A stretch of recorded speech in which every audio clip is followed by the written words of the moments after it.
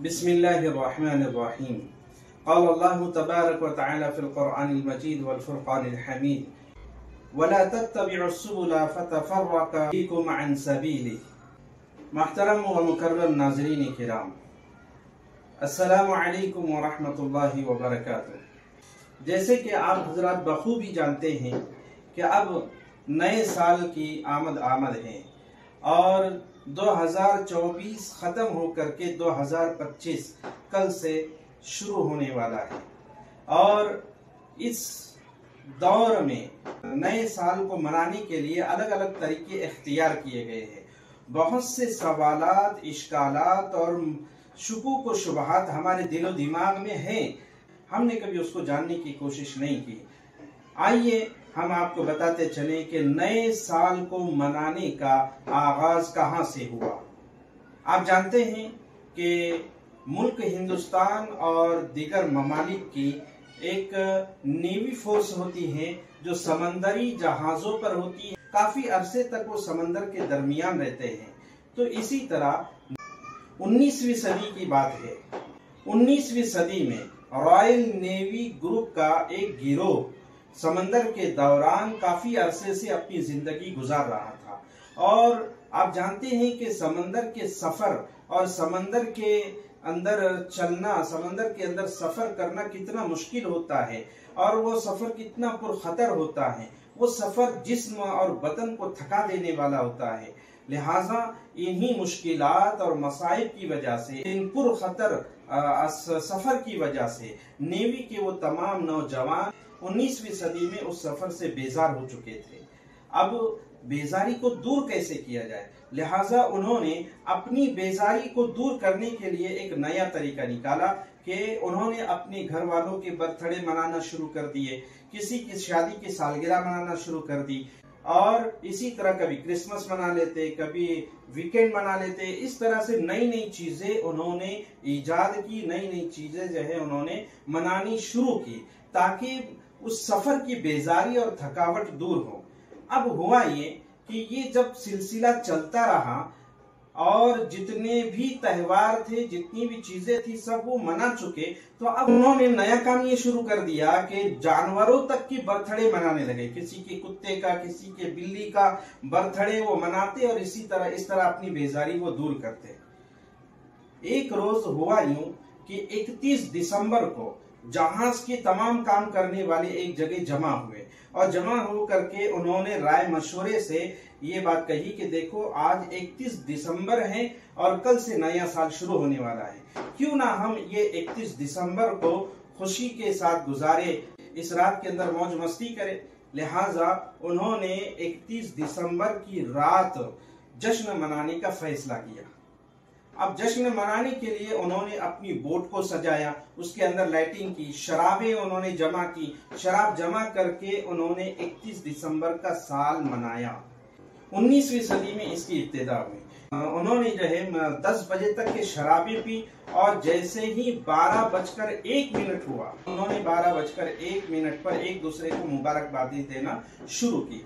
अब उसके बाद जब दूसरा साल आया, उस दूसरे साल में उन्होंने तमाम लोगों को जमा किया और सितंबर अक्टूबर ही से नया साल मनाने की उन्होंने तैयारियां शुरू कर दी। अब तैयारियां शुरू करने के बाद उनकी अफसरान तक के उन्होंने खबर पहुंचाई कि हम इस साल इस तरह से नया साल मनाने वाले हैं, लिहाजा हम अपने घरों से दूर होते हैं, अपने दोस्त अहबाब से, अपने रिश्तेदारों से हमको नया साल मनाने दिया जाए। अफसरों ने कहा कि ठीक है, आप नया साल मनाइए। फिर उन्होंने एक कंडीशन रखी कि देखो गुज़िश्ता साल तो हमने इस तरह से मना ली थी, लेकिन उसमें कुछ कमी थी और कमी थी औरत की। साहिल से हमको औरतें लाने की इजाजत दी जाए। नए अफसरों ने पुराने अफसरों को दरखास्त की, पुराने अफसरों ने लड़कियां लाने की इजाजत दी और दूसरे साल उन्होंने औरतों के साथ हैप्पी न्यू ईयर मनाया। और उसकी शक्ल ये थी कि उन्होंने इस बोट को सजाया, उसमें शराब रखी, औरतें जो है बुला ली थी। अब एक अफसर ने, जिसने ये सारा प्रोग्राम रचा था, उसने इलेक्ट्रॉनिक सिस्टम का जो रखवाला होता है, वो इलेक्ट्रिक सिस्टम वाले के पास जाकर के उसको कहा कि देखो आपको 12 बजे ठीक 12 बजे आपको लाइट बंद कर देना है और चंद सेकंड के बाद लाइट ऑन करना है। अब वो पैसा दे करके आया, जैसे ही 12 बजे तो लाइट गुल कर दी गई, बंद कर दी गई। लोग हैरत के मारे चिल्लाने लगे, चीखने लगे और चंद सेकंड के बाद जैसे ही लाइट आई तो उस अफसर ने, जिसने ये सारा प्रोग्राम रचा था, उसने ऊंची जगह पर खड़े रह करके कहा हैप्पी न्यू ईयर। वहां जितने लोग थे सबको उन्होंने हैप्पी न्यू ईयर कहा और सबको उसने नए साल की मुबारकबाद दी।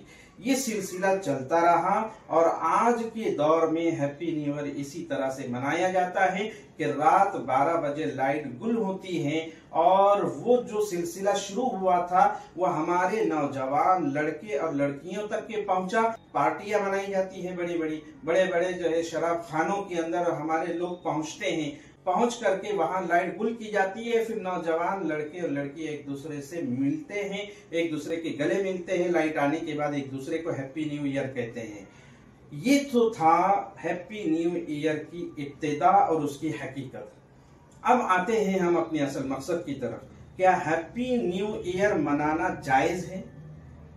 तो शरीयत की रूह से आप समझ ले कि हैप्पी न्यू ईयर मनाना जायज नहीं है, क्योंकि कुरान में अल्लाह तबारक व तआला ने खुद फरमाया है खालिफुल यहूद वन नसारा, कि यहूद और नसारा की मुखालिफत करो। और जो शुरू में मैंने आयत बयान की आप हजरात के सामने, जिसमें अल्लाह तबारक व तआला फरमा रहे कि तुम खुदा के दीन से, खुदा के रास्ते से न हटो, खुदा के रास्ते से न हटो। अगर तुमने ऐसा किया तो फतफर्रका बिकुम अन सबीली, तो तुम अल्लाह के रास्ते से भटक जाओगे, अल्लाह के रास्ते से अलग हो जाओगे। फिर आगे फरमाते हैं ये अल्लाह रब्बुल इज्जत की जानिब से हम मुसलमानों को हुक्म है ताकि हम लोग परहेजगार बन जाए।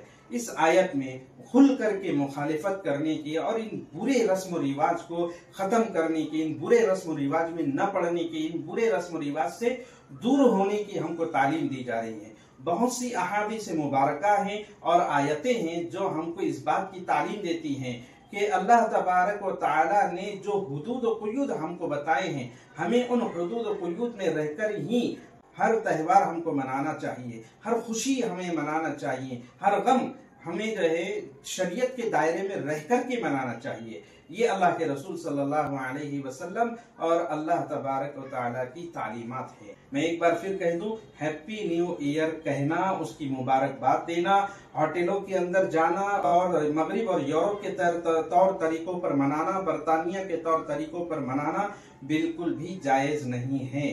किसी को हैप्पी न्यू ईयर की हम मुबारकबाद नहीं दे सकते हैं। ये तो डरने की और गम की बात है कि हमारी जिंदगी का एक साल कम हो गया है।